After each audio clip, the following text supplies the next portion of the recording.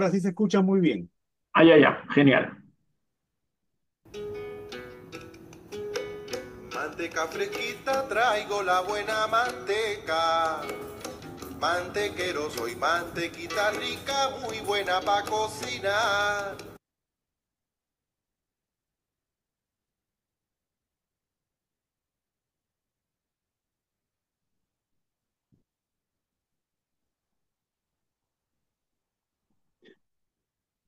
Bien. Yo decía que quería empezar estas líneas, ¿no? Haciendo una afirmación que puede resultar bastante chocante, incluso parecer una herejía. ¿Y cuál es esa afirmación? La llamada conquista española de América se debió tanto a hombres como a animales. Normalmente recordamos, pues, pensamos en el caballo de guerra, en el perro de guerra, pero hay algo más. El famoso Santiago Mataindios fue un tema bastante empleado por la escuela cusqueña, célebre tradición pictórica que se desarrolló en la ciudad imperial entre los siglos XVI y XVIII.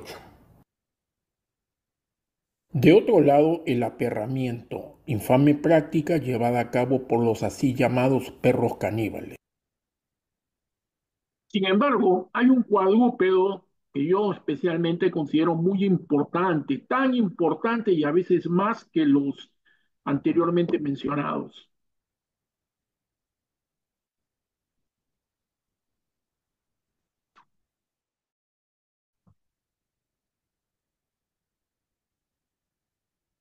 El cerdo es quizá el animal del cual han hablado más las religiones. Judíos y musulmanes lo consideran bicho pernicioso, capaz de hacer perder el alma y por ello el paraíso a sus más devotos fieles. También el cerdo, porque tiene pezuñas, y es de pezuñas hendidas, pero no rumia, lo tendréis por inmundo. Palabras en el Levítico, uno de los libros más importantes del Antiguo Testamento, supuestamente escrito por el mismísimo Moisés. Se os prohíbe el animal muerto, la sangre, la carne de cerdo y lo que haya sido sacrificado en nombre de otro que no sea Dios. Es tabú, o sea, tabú significa que algo está prohibido, no se le puede consumir, es más, ni siquiera debe uno acercarse a uno de estos animales. Recordemos que en el año 711 pueblos musulmanes procedentes del norte de África invadieron la península ibérica. En ella ya vivían desde siglo atrás grupos de judíos que habían tenido que someterse a la intransigencia lugareña. Pero desde el principio la interrelación entre moros y cristianos no fue nada cordial. Por lo que durante 781 años, más que una convivencia, se dio una sobrevivencia que dejó profundas huellas en España. La sociedad española de ese entonces quedó constituida por judíos, musulmanes y cristianos viejos.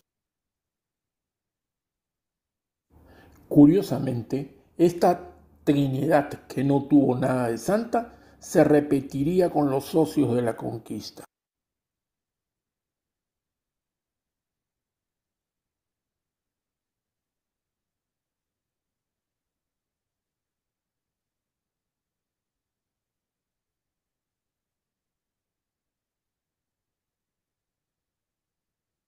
Como podemos ver en este pequeño esquema, se llamaba cristiano viejo a aquellos que habían sido bautizados y que podían demostrar que, que ninguno de sus antepasados había sido judío o musulmán. Lo que hablamos de la famosa pureza de sangre. Marrano, con ese nombre despectivo, evidentemente se conocía a los judíos pseudo conversos, es decir, aquellos que de boca para afuera se proclamaban haberse convertido a la nueva religión, en este caso el cristianismo, pero que en la intimidad de su hogar seguían con sus prácticas, digamos así, paganas, ¿no? Entonces, tú podías ser cristiano, pero habías tenido antepasados marranos o habías tenido antepasados alboraique, como el caso de el famoso conquistador Diego de Almagro. En este caso, un alboraique era un moro, un musulmán pseudo converso también, es decir, que practicaba por lo bajo subterráneamente eh, su religión. Históricamente, la manteca de cerdo se utilizaba en España mucho más que el aceite de oliva, perviviendo en los recetarios hasta el siglo pasado, que hablan incluso de hacer la tortilla de patatas con manteca de cerdo.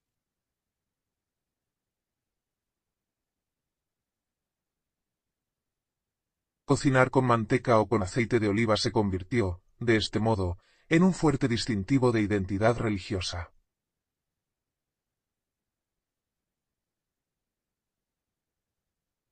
Porque podía resultar sospechoso que un cristiano cocinara con aceite, sobre todo en la época de la Inquisición, en la que el consumo o no de cerdo podía suponer la diferencia entre la vida o la muerte por cuestiones de religión.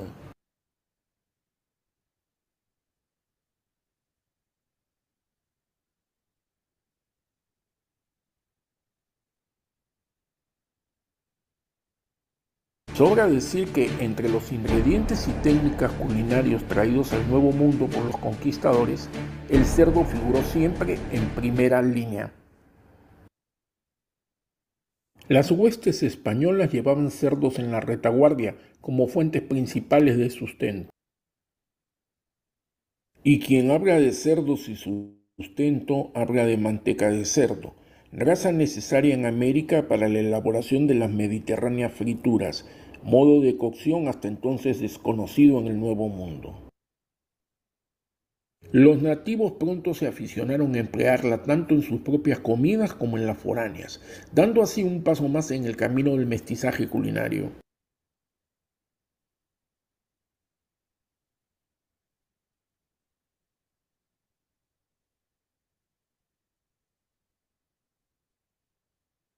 ¿Y qué duda cabe sobre la morbidez y humectación que la manteca supo darle a las masas indígenas? La manteca entró por la puerta grande en las nuevas cocinas hispanoamericanas.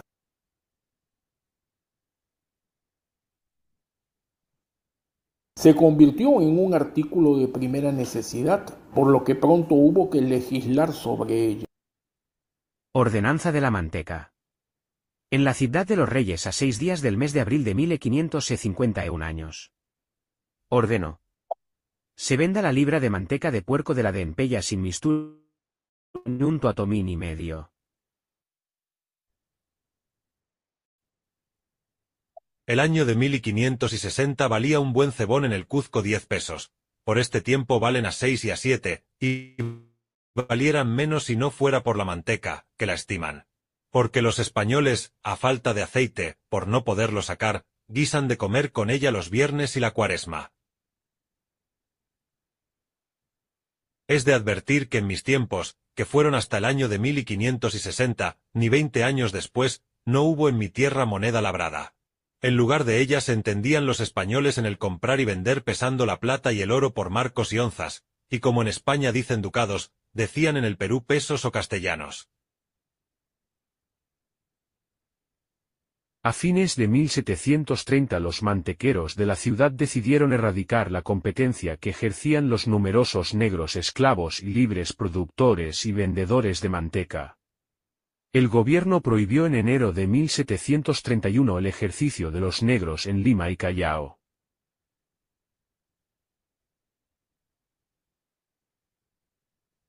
Amasar pan de manteca se consideraba también una infracción al reglamento. Se debía hacer solo el pan llamado de agua. El virrey Manso de Velasco dio en 1750 licencia a don Pedro Salcedo para hacer pan de manteca en su panadería de la calle Mantas y 31 años luego, el virrey Jáuregui ratificó ese favor a la viuda, doña Teresa Hernández. Otra de las panaderías privilegiadas que hacía pan de manteca y pan de regalo, fue la de la calle Pescadería, adyacente al Palacio Virreinal. En 1806 su administrador don Felipe Llano solicitó y obtuvo permiso pan francés.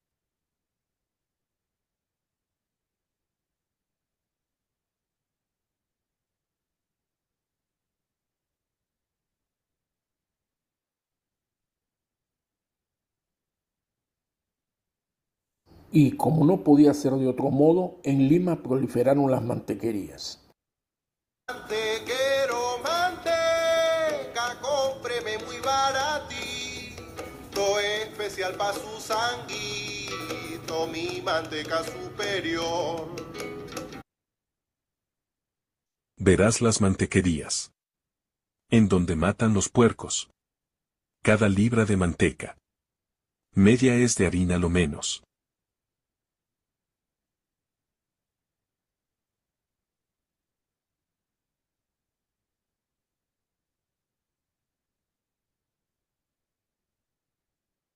Mantequería, cuadra segunda del Jirón Tacna. Esta calle es la que se conoce hoy con el nombre de Borriqueras. Su primera denominación provino, sin duda, por haber habido en ella un local de matanza de cerdos y de elaboración de manteca, antes de que esos establecimientos fueran erradicados del núcleo urbano central. Borriqueras se nominaría luego por sus corrales donde se guardaban los asnos en los que se transportaban artículos de alimentación y otras cargas menores.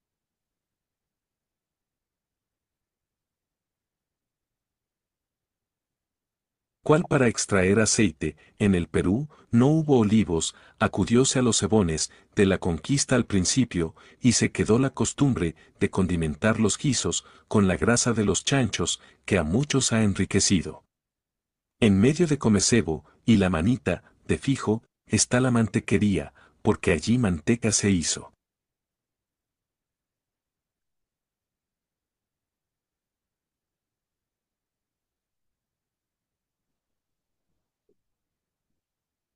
Comecebo, cuadra tercera del Jirón Tacna. Se ignora la procedencia del extraño nominativo de esta calle. Suponemos que fuera el mote o apodo de algún tipo extravagante y popular de la ciudad. Niña, véngale pronto a comprar a este negro coquetón, grasoso pero sabrosón. Pero ingenuamente confesamos que, a pesar de nuestras más prolijas investigaciones, nos ha sido imposible descubrir el de las 10 calles siguientes: Malambo, Yaparió, 7 Jeringas, Contradicción, Penitencia, Suspiro, Expiración, Mandamientos, Comecebo y Pilitricas.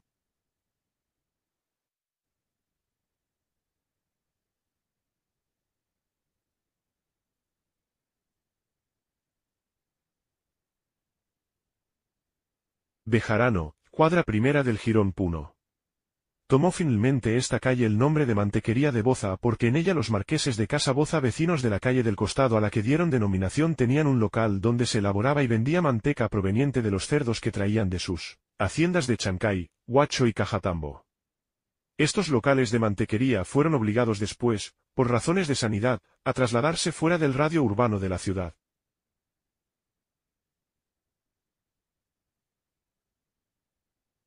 En 1877 se renovó esa disposición, debiendo notificarse a los dueños de locales en que se crían y ceban cerdos que trasladen sus establecimientos por lo menos a 1 milla distante de la población, a sotavento de ella.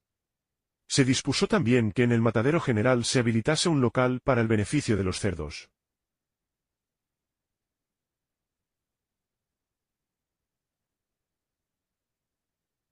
Ese local se construyó en el año 1902, con lo que se centralizó el beneficio, quedando efectivamente suprimidas las mantequerías que se hallaban dentro del recinto urbano. Esta misma calle, por su referida mantequería, se llamó en una época de Matanzas.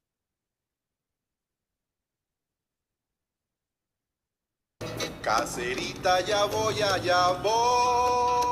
negro mantequero yo soy, con manteca fresca aquí estoy, por la calle Boza me voy. Definitivamente no fueron las dos únicas mantequerías en Lima. Es una verdadera desgracia que no poseamos mayor información porque así como el azúcar, la manteca fue un producto que incluso alarmó a las autoridades vaticanas. México, Ciudad México y Lima eran ciudades consideradas viciosas por el alto consumo de ambos productos.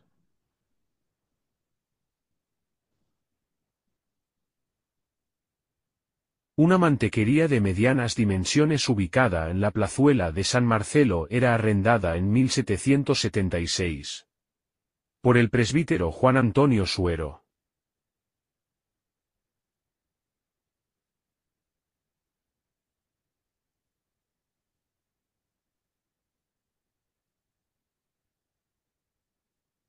En 1788 la audiencia había mandado demoler la mantequería del doctor José Potau en la Puerta Falsa del Trinidad ante la queja de un vecino que afirmaba en las mantequerías concurren gruñidos y excavaciones de los puercos inmundos, aun por su denominación, se verifica su matanza, que toca en carnicería, y finalmente el humo no es el del fuego producido de sola leña, sino de intestinos y pieles con que se ceba.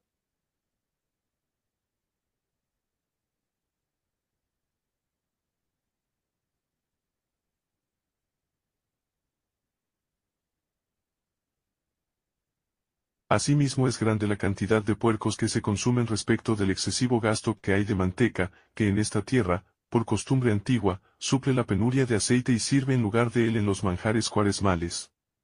Porque solo en el valle de Chancay, 9 leguas de esta ciudad, se ceban al año más de 8.000.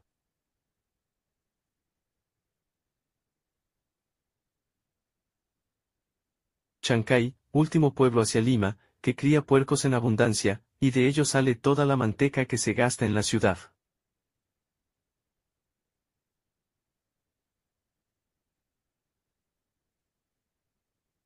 En Lima no se cocina con aceite, mantequilla, ni grasa de vaca, sino con la manteca que ciertamente es preferible, en mucho, a la mejor grasa de vaca.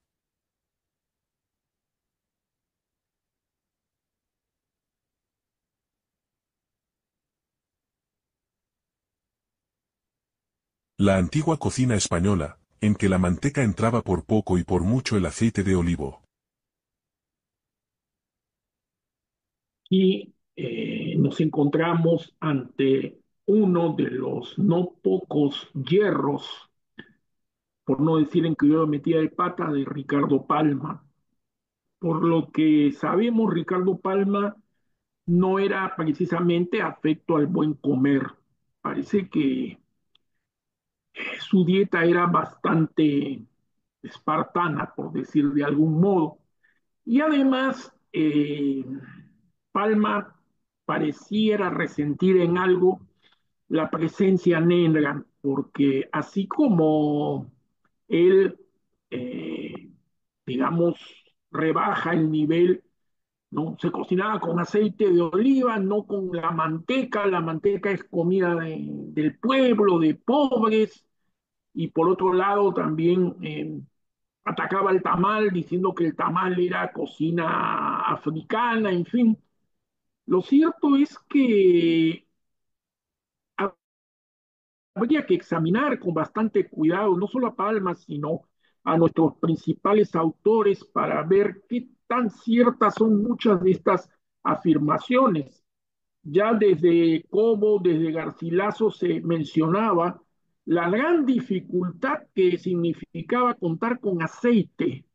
Hubo que esperar muchos años para que en el Perú los recién plantados olivos dieran fruto y el fruto diera a su vez el aceite. Y además debemos considerar algo que ya sabemos desde la historia de Roma. Muchos de los naufragios se producían por el peso de ánforas que contenían vino, aceite. La manteca era mucho más simple de llevar. Si se golpeaba, estaba dentro de bolsa de cuero, no se deformaba, no se rompía propiamente y no pesaba tanto, ¿no?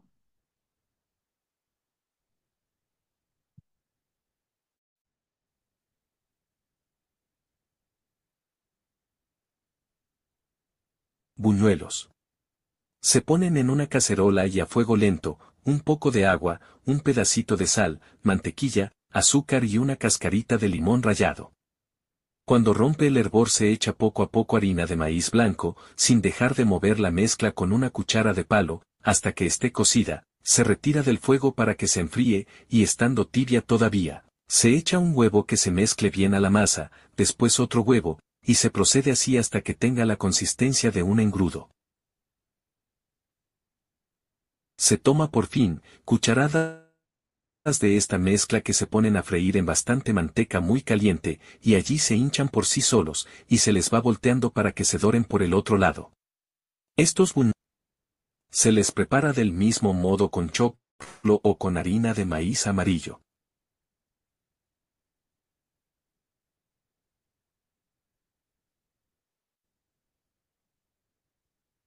Buñuelos de camote. Cómprese, o hágase obsequiar una cantidad regular de camotes, se cocinan en agua, se muelen bien, se le pone harina de trigo, fino, lo necesario, después se pone algunos huevos, las yemas no más, batidas, estos condimentos se llaman picarones estos buñuelitos. Exquisitos che.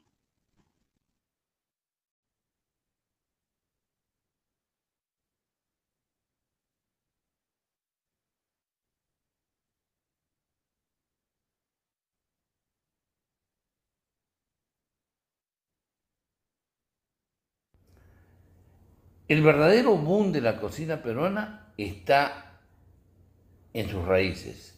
Tenemos que buscar dentro de ellas.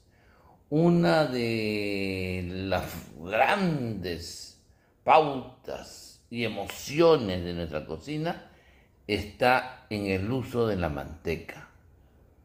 El aderezo, el sabor, todo es diferente. Como en el batán, la molienda se hace perfecta, en el uso de la manteca, en la otra técnica que es la fritura, en el aderezo, la manteca hace la gran diferencia. Manteca de cerdo. Nos fueron cambiando el disco duro en los años 40, 50, cuando se empezó a importar la manteca de Estados Unidos. Muchos pensaban de que era la manteca de chancho, pero no. Empezaron a trabajar con la manteca vegetal. Es más sana, dijeron. Y posteriormente ya llegaron los aceites vegetales, que se ha comprobado que son un veneno. Volvamos todos detrás de la historia de nuestra cocina. Provecho. La manteca ya me se acabó, mañana volveré a traer manteca pa' que engorde usted. Mantequero,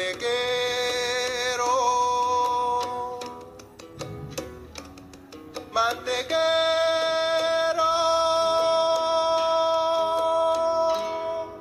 Y así con el mantequero, yo también me voy, no antes sin darle las gracias por su atención.